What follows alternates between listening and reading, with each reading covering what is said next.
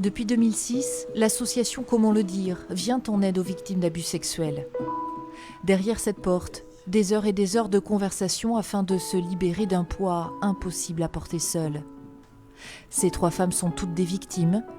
Elles reviennent sur la difficulté de se faire entendre, de porter plainte et de vivre avec le traumatisme.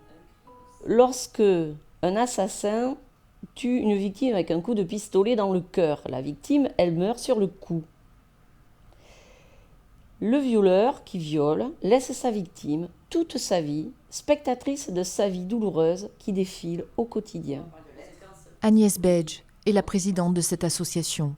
Elle défend actuellement une proposition de loi qui prolongerait de 10 ans le délai de prescription pour viol.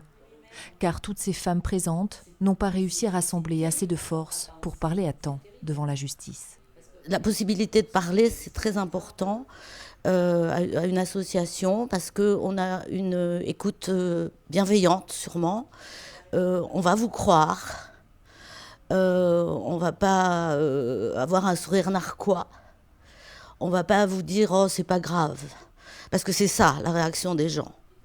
20, 30 ou 40 ans après les faits, la douleur est encore vive. Caroline se dit victime de son père incestueux. Elle n'a jamais porté plainte sous la pression familiale, mais depuis, elle a développé un cancer du sein, puis un cancer du pancréas, des maladies directement liées à son passé. C'est évident.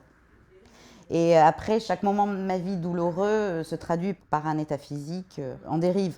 J'ai cette douleur de l'âme et j'ai cette douleur physique. C'est la double peine, en fait. La double peine, et à vie.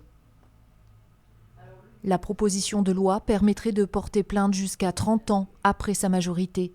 Caroline serait par exemple en mesure de le faire, un choix aujourd'hui qu'elle serait capable d'assumer.